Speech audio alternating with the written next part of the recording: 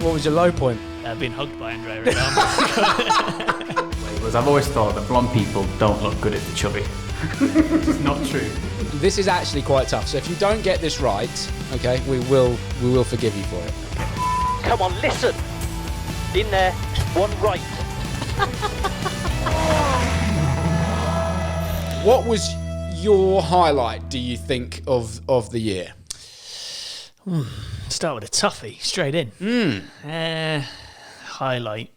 99.4% of Rally Corsica. Oh, mate, it was brutal, wasn't it? Yeah, that hurt. Still hurts now. Every time someone mentions it. Oh, you're close in Corsica. Yeah, we were close.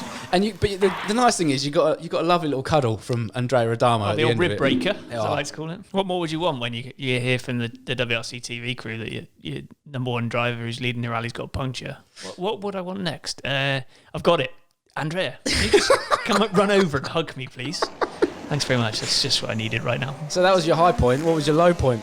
Being hugged by Andrea Adamo. Brilliant. I love it. Okay, so high point Rally Corsica, low point Rally Corsica. Oi, Tanak, you are a world rally champion. Let's start with Oit Tanak. He's just won his first ever world championship, isn't he? And frankly, it's deserved. You know, he's done everything right. He's so cool in his head. Mentally, he's so strong, and I think that's where Oit is as good as Sebastian Ogier in his head. But he's gone from Toyota, which to me, I'm sure to you, to other people, Toyota is the car to be in, to Hyundai. I don't get it. I don't understand what the move is there. I mean, I would like to think I have half an idea what's going on in WRC, but Share well, it's clearly true. I have no idea because a lot of people said to me when this rumour started about Tanak that he's going to go to Hyundai. I was like, nah, No chance. no chance. Nothing against Why Hyundai, would he? But why would you? You know, you got a team with plenty of budget. You got a car that's winning the rallies. You're about to win the world championship. You can have what you want. You're a number one driver. The world is yours, and you leave after a year, which it's up to him. It's a brave move. Okay, he's going to get supported incredibly well at Hyundai, and they have a great team and a great budget as well. But you do question why, or not why, but would you want to go to a team with another clear number one driver in Thierry as well, who's been there from the start and knows that car better than anybody else? Thierry Neuville, he has taken the victory. Let's just focus our attentions for a minute on Oit Tanak and Thierry Neuville. That is going to get fruity because you know Oit and you know Thierry, right? And I know them both fairly well as well. Thierry's going to be, as you said, he's been number one there. Oit Tanak's going to come in and expect to be number one there. And they're both fairly strong characters. Andrea Adamo's got a fair job on his hand to keep those two lads in check, I think. It's maybe not a job I'd fancy straight away. That is going to be tough, because when you have two very talented, incredible drivers, which they both are, Yep. That's going to be hard because they both want to win.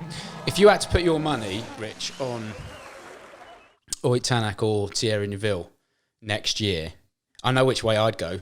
What would you do?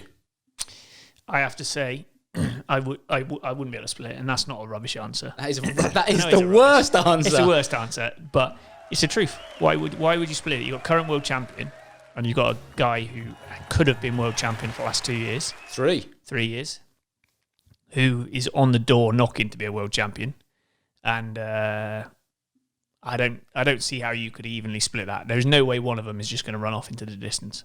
Citroën have left the championship now, and that is a real shame because they've been an institution in the series. It's incredibly sad to see them go, and I think it was a different group of people. Pierre, I only knew him for 1 year, but he was really down to earth, nice guy, Top bloke, really passionate about what he was doing, trying to be sensible, trying to develop from younger people all the way up to WRC. He had a really good vision on what WRC was about and trying to make that work. And it's a real shame that that's happened. Sebastian Ogier has gone to Toyota. That is a quick car, and I'm sure with Seb in the seat, that's going to be a hell of a package next year. Yeah, I think there's no denying that team and that car and him together is a package that can deliver a world championship. And as much as he was very humble about Oit winning, he was pretty gutted, I'm sure, and wanted to win that himself. And, being world champion all those times in a row and then losing it for a year is going to be hard to take for anybody. He doesn't like losing. That's a fact. No, he's very appreciative of the fact he's been beaten fair and square by Oit, but you don't like losing. Yeah, it's going to get really interesting next year to see how Sebastian Ogier does, particularly at Monte Carlo, a rally that he's won so many times. He won it with you guys at M Sport in the Fiesta when he just turned up and jumped in the car. He did the same thing with Citroën in 2019.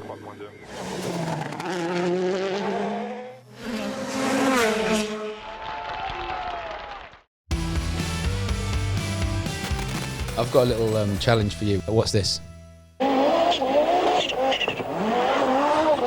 Should know that. Is that not a Quattro? It is. Yeah, of course it is. It is a Quattro belter. Got any more? Yeah.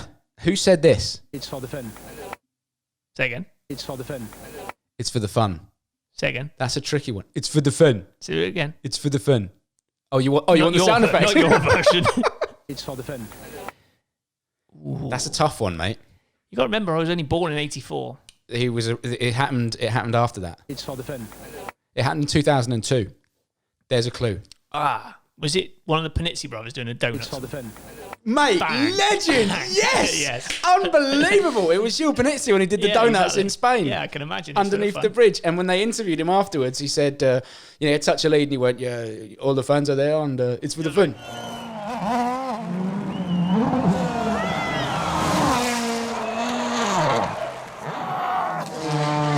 This is actually quite tough. So if you don't get this right, okay, we will forgive you for it. Okay. Come on, listen.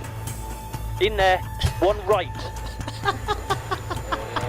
Spin it round up here. Who's that? Where are we going? One right. This way? Yes. Come on. How angry were you then? Oh, that's the first time I've heard it back. You were so angry. Just listen to this, right? This is myself and Rich when we did Rally GB in 2000 and, when was it, 16? It was 2016. Yep. And first rally I'd ever done, and it was for a television series called Going Straight Sideways, which you can go and watch on Red Bull TV or on the Red Bull Motorsports YouTube channel. It's called Going Straight Sideways. And it culminates with Rich and myself doing the rally, and he got so angry with me. This was from the first stage, all right? To be fair, he did call a one right. I went left. Yeah. One right over bump, so 4 right, 60, caution zone, one right over this bump. Here? 6, yes, one right. Come on, listen. In there, one right. Spin it round up here. Where are we going? That One way? right. This way? Yes. Come on. It happened, but it was the only time of the weekend when I got my left and my right mixed up. And to be fair, just during an everyday thing, I mean, today I got my left and my right mixed up 5 or 6 times. I thought I did well that weekend. You weren't in a rally, mate. You weren't in a rally. Come on, listen. So angry. In there, one right. So, M Sports in 2020. Esa-Pekka Lappi, Teemu Salonen and Gus Green Smith. It's not a bad driver lineup. Everybody at Citroën was like, you need to get EP. He's really good, really switched on, really nice guy, easy to work with, lots of potential. You know, he won Rally Finland. That's not an easy rally to win. No. And I think we're gonna be strong still, and we're gonna still get in the way. And I hope this time we don't have to have an awkward hug when we finish 99.4% of a rally in first place.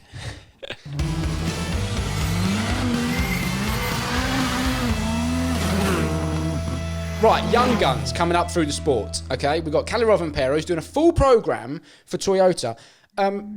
All throughout the commentary last year, in particular with Matt and with Lewis and with Mika, I was saying, in fact, we were saying, does Kalle really need to do a full year? Is it too... Because the pace is going to be there, but does he need the pressure of a full year straight away, or maybe just a few rallies?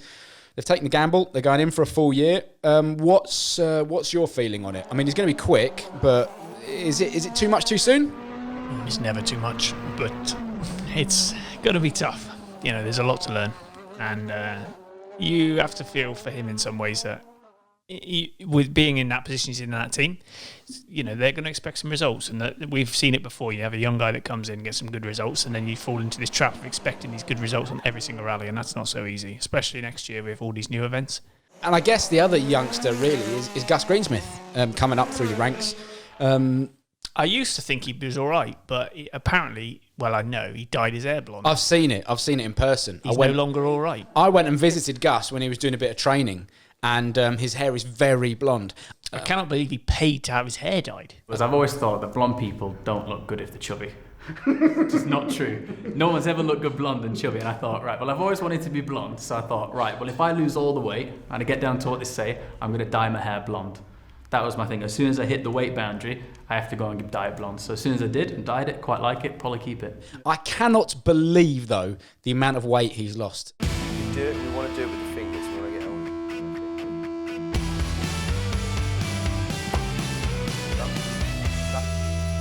You've lost, heading on for 20 kilos going into 2020. It's been a massive task, a huge struggle. Fair play, kudos to you. First of all, what was the key reason behind having to lose all the weight? Well, obviously, it's like in any sport, the fitter you are, the faster you are, better reactions, and it came to the point where I'm giving it everything in every other aspect, and this was the last thing that I really needed to push. So obviously when you get to WRC level, the cars are designed for a specific way of drive, a specific way of co-driver, so they gave me what I needed to be. So that's what I am. Was there a little bit of pressure from the team as well to get the weight down? Yeah, I think that was obviously the main thing. The engineers put so much effort into making the car as perfect as possible, and it's a driver's responsibility. Obviously, up to this point in my career, I've not had that same level of like people pushing me, but now obviously that's changed quite a lot. And now it's you have to be this, you have to do that. And for me, I want to win more than anyone, so dropping the weight was no problem. It's been a tough couple of months, and I'm pretty tired and I'm pretty achy, but it's completely worth it. Yeah, he was.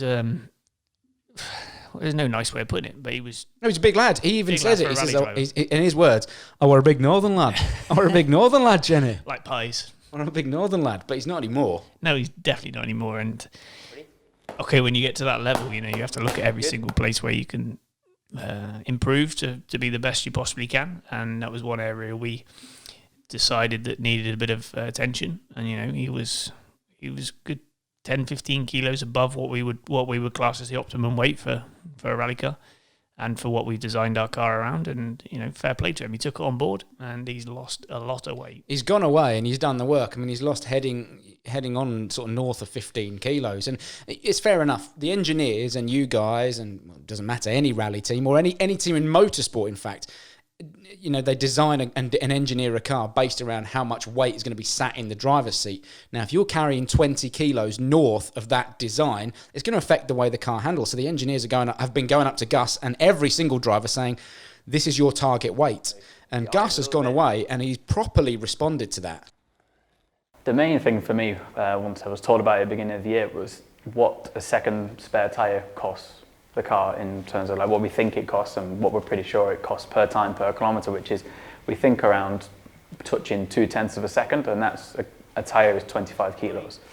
And now I think I've lost now 14 kilos, so we're really not far off taking that off what could be a 10th per kilometre and gaining that advantage from where I originally was, even in Portugal, when the times were still very strong, is going to make a massive difference over a weekend. So that's the reason I've put all of this effort in, and I've absolutely left nothing on the table, and that's what I'm looking forward to going into for next year, is the fact that I genuinely know there is not one thing I could have done better this year, that's for sure. In some ways, he actually learned a lot of that, not necessarily how to dye his hair blonde, but he learned a lot of skills and kind of picked up tips from Seb when he was there, because Seb was just saying every little thing that you could do was never left unturned. Well, Rich, it's been an absolute pleasure. Thank you very much, mate. Bring on the World Rally Championship 2020. It's going to be brilliant. We'll see you then.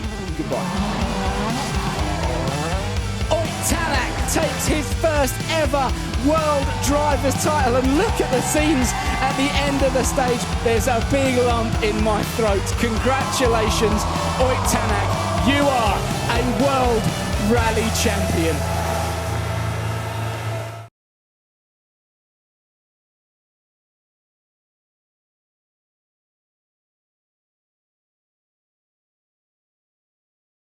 Welcome to the WRC, the FIA World Rally Championship.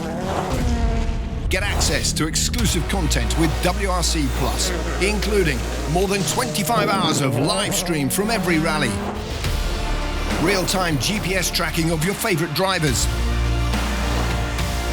thousands of thrilling onboard videos with various perspectives, and the largest video archive, including highlights and feature videos of the WRC. Get WRC Plus and follow the FIA World Rally Championship anytime, anywhere.